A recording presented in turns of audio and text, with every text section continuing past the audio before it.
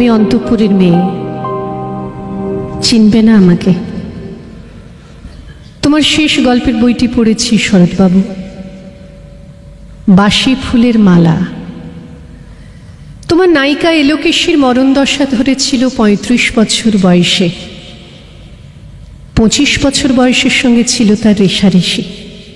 দেখলেম তুমি মহোদাশয় বটে, জিতিয়ে দিলে তাকে। নিজের কথা বলি,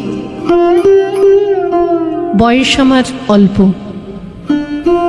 একজনের মন ছুঁয়েছিল আমার এই কচি বয়সের মায়া, তাই জেনে পুলক লাগতো আমার দেহে।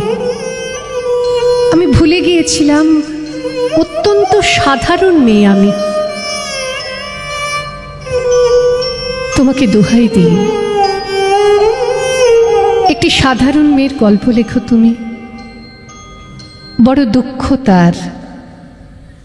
তারও স্বভাবের গভীরে অসাধারণ যদি কিছু তলিয়ে থাকে, কেমন করে প্রমাণ করবে সে?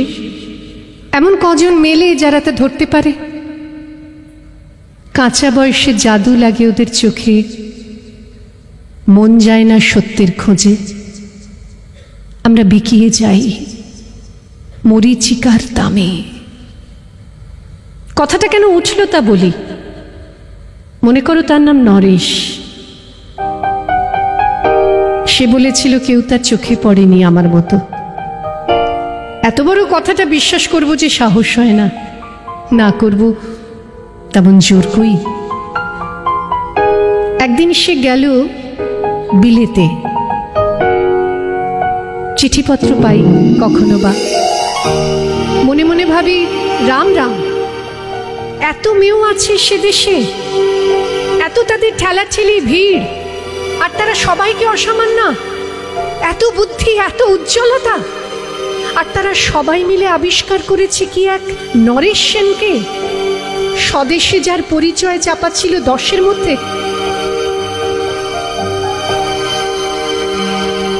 গেলমেলে চিঠিতে লিখেছে লিজির সঙ্গে সমুদ্রে গিয়েছিল নাইতে। বাঙালি কবির কবিতার কয়েক লাইন দিয়েছে তুলে, সেই যেখানে উর্বশী উঠছে সমুদ্র থেকে।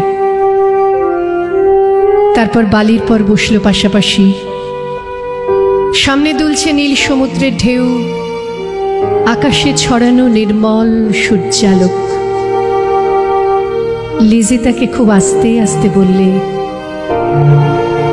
এই সেদিন তুমি এসেছ, 2 দিন পরে যাবে চলে। ঝিনুকের 2টি খোলা, মাঝখানটুকু ভরা থাক এক টুকরো নিরেট অশ্রুবিন্দু দিয়ে, দুর্লভ, মূল্যহীন। কথা বলবার কি অসামান্য ভঙ্গি। সেই সঙ্গে নরেশ লিখেছে, কথাগুলো যদি বানানো হয় দোষ কি, কিন্তু চমৎকার।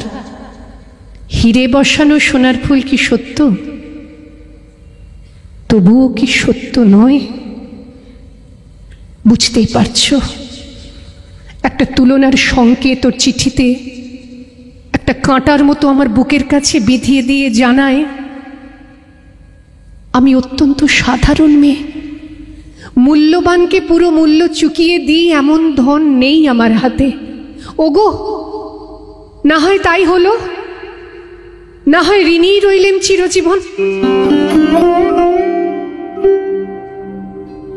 পায়ে পড়ি তোমার, একটা গল্প তুমি লেখো শরৎবাবু, নিতান্ত সাধারণ মেয়ের গল্প, যে দুর্ভাগিনীকে দূরের থেকে পাল্লা দিতে হয় অন্তত 5-7 জন অসামান্যার সঙ্গে, অর্থাৎ সপ্তরথিনীর মার। বুঝেছি কপাল ভেঙেছে, হার হয়েছে আমার, কিন্তু তুমি যার কথা লিখবে তাকে জিতিয়ে দিও আমার হয়ে। পড়তে পড়তে বুক যেন ওঠে ফুলে, ফুলচন্দন পড়ুক তোমার কলমের মুখে। তার নাম দিও মালতী, ওই নামটা আমার, ধরা পড়বার ভয় নেই। এমন অনেক মালতী আছে বাংলাদেশে, তারা কেউ ফরাসি জার্মানি জানে না, কাঁদতে জানে। কি করে জিতিয়ে দেবে? উচ্চ তোমার মন, তোমার লেখনী মহীয়সী, তুমি হয়তো তাকে নিয়ে যাবে ত্যাগের পথে, দুঃখের চরমে, শকুন্তলার মতো। দয়া করো আমাকে, নেমে এসো আমার সমতলে। রাত্রের অন্ধকারে বিছানায় শুয়ে শুয়ে দেবতার কাছে যে অসম্ভব বর মাগি, জানি সে বর আমি পাবো না, কিন্তু পায়ে যেন তোমার নায়িকা। রাখো না কেন নরেশকে 7 বছর লন্ডনে, বারে বারে ফেল করুক তার পরীক্ষায়, আদরে থাক আপন উপাসিকা মণ্ডলীতে। ইতিমধ্যে মালতী পাশ করুক এমএ, কলকাতা বিশ্ববিদ্যালয় গণিতে হোক প্রথম তোমার কলমের এক আঁচড়ে, কিন্তু এখানেই যদি থামো তোমার সাহিত্য সম্রাট নামে পড়বে কলঙ্ক। আমার তাশা যাই হোক, খাটো করো না তোমার কল্পনা, তুমি তো কৃপণ নও বিধাতার মতো। মেয়েটাকে দাও পাঠিয়ে ইউরোপে, সেখানে যারা জ্ঞানী, যারা বিদ্বান, যারা বীর, যারা কবি, যারা শিল্পী, যারা রাজা, দল বেঁধে আসুক ওর চারদিকে, জ্যোতির্বিদের মতন আবিষ্কার করুক ওকে। শুধু বিদুষী বলে নয়, নারী বলে। ওর মধ্যে যে বিশ্ববিজয়ী জাদু আছে, ধরা পড়ুক তার রহস্য। মূঢ়ের দেশে নয়, যে দেশে আছে শিল্পী, আছে দরদি, আছে ইংরেজ, জার্মান, ফরাসি। মালতীর সম্মানের জন্য একটা সভা ডাকা হোক না, বড় বড় নামজাদার সভা। মনে করা যাক সেখানে বর্ষণ হচ্ছে মুষলধারে চাটু বাক্য, তার মাছ দিয়ে মালতী চলেছে অবহেলায়, যেন ঢেউয়ের ওপর দিয়ে পাল তোলা নৌকা। ওর চোখ দেখে সবাই করছে কানাকানি, বলছে ভারতবর্ষের সজল মেঘ আর উজ্জ্বল রৌদ্র মিলেছে ওর মোহিনী দৃষ্টিতে। জনান থেকে বলে রাখি, সৃষ্টিকর্তার প্রসাদ সত্যিই আছে আমার চোখে, বলতে হলো নিজের মুখেই। এখনো কোনো ইউরোপীয় রসজ্ঞের সাক্ষাৎ ঘটেনি কপালে।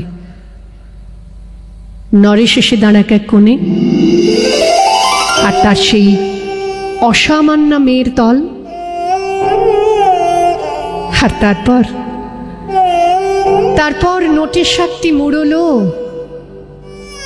স্বপ্ন আমার ফুরলো। হায় রে সামান্য মেয়ে, হায় রে বিধাতার শক্তির অপব্যয়।